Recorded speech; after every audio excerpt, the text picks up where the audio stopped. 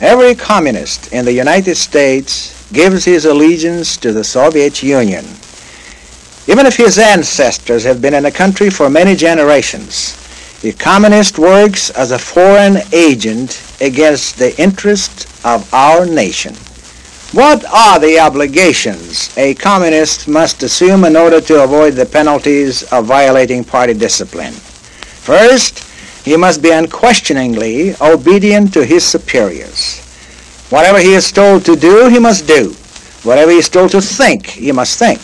Second, he must, as Lenin said, to give the whole of his life. This means that he must always and in every situation place the interest of the party ahead of his own. He must learn to identify himself with the party so completely that he is never tempted to differ with the party line or to disobey orders. It is this obligation which makes a communist unfit to hold a position of responsibility in our society. Third, a communist is obliged to put implicit faith in the teachings of Marx, Lenin, and Stalin, as interpreted by the party. He must approach every question and every activity from this point of view. Thus, a communist cannot be an honest seeker after the truth. He cannot, for example, to be a true scholar. His mind is controlled by his first loyalty. Fourth, a communist is obliged by the party membership to place loyalty of the Soviet Union above the loyalty of his own country, because he believes that the Soviet Union is the homeland of the world communist revolution and therefore must be defended at any cost.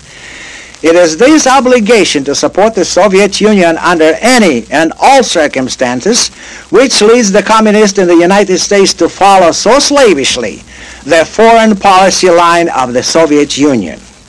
Sometimes communists in this country are made to look ridiculous by the changes in Soviet policy.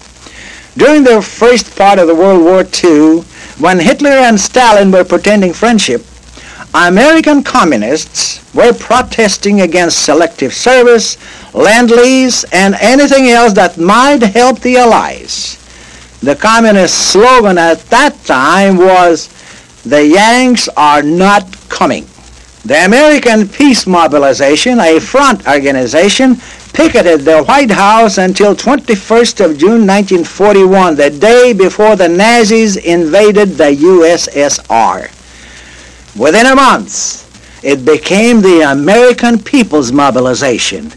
Immediately, it started plugging for all-out war production. Before 22nd of June, the war has been an imperialistic struggle in which American workers have no interest. But now, it has become a war to save freedom and civilization, a struggle of democracy against fascism. The United States must get into the struggle immediately to help her sister, Democratic Republic of Soviet Union. But if the Reds in the United States blushed, their blush could not be seen. Now, why do people become communists? Some do so because the communist's faith often invokes the fervor of a new religion. The party member feels that he is a member of an elite group, the germ of the new world to tomorrow. The non-party infidels, he thinks, are living in the outer darkness, in a world which is decadent and doomed. For the apostles of prophets in religion, he substitutes Marx, Lenin, and Stalin. Now, there is another group of people who become communists, not because they are poor or hungry. A large percentage of the party consists of mission-minded intellectuals who have constituted themselves the exponents of the interest of labor, although labor doesn't want any part of them.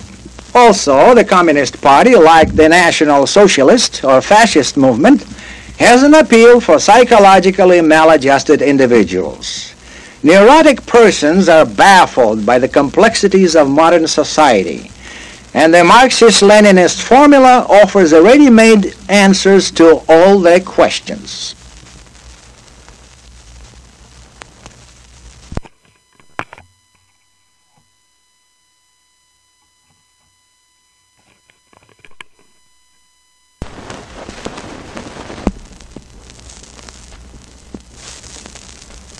To the neglected social rebel, the Communist Party, for its own insidious purpose, offers security and friendship. It will offer instant wealth to the poor. It will befriend the writer, artist, teacher, or actor who is angry at the system and offer him remunerative outlets. After accepting communism under these conditions, the neurotic or social rebel begins to feel himself superior to his parents and the entire adult world around him. As a member of secretive organization, he now has all the answers. He has a certain confidence and sense of assurance. The communist movement offers attractive bait to those who crave companionship and excitement. It offers relief from boredom.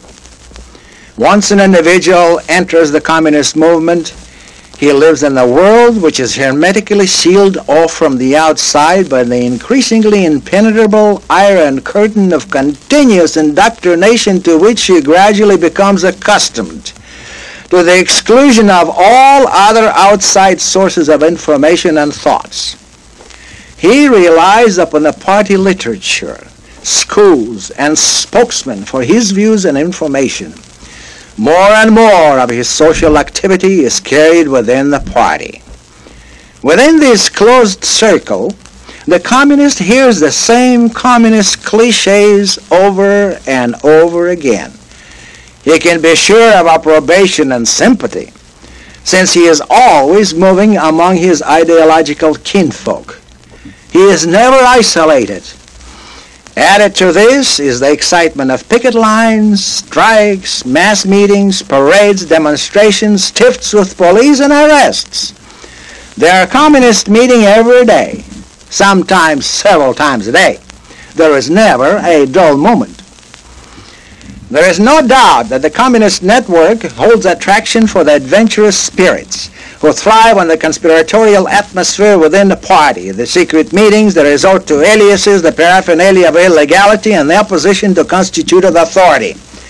Those who tend to rebel against traditions and conventions, bohemians and nonconformists of all kinds, are naturally attracted to the communist movement. By its repudiation of so-called capitalist ethics and moral standards, the party provides a welcome philosophical sanction for the lunatic fringe. The party is a vehicle for anyone with an axe to grind, for anyone who became embittered. Second-hand artists, lawyers without clients, doctors without patients, writers without outlets, all these are soothed by the thought that it is all the fault of the capitalist system. They find in the party an instrument to vent their spleen against the imagined source of injury, as well as the receptive fellow travelers.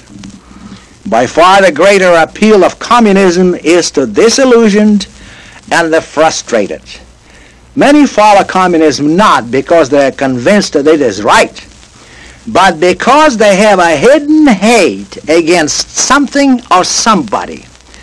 Those who feel individually impotent to vent their hate upon a person or a class or an institution feel that if they joined communism they could find a corporate expression for their pent-up animosities and their dammed-up hate.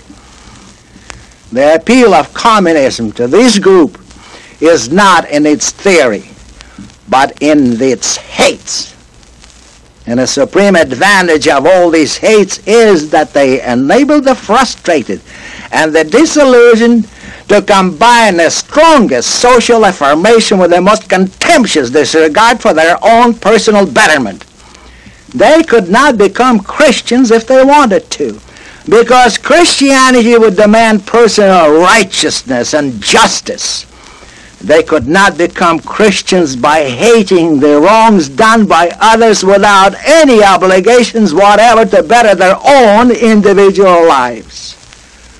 Their dark path leads them through a nightmare world of trickery, deceit, force, and fraud. They know their existence is a living lie.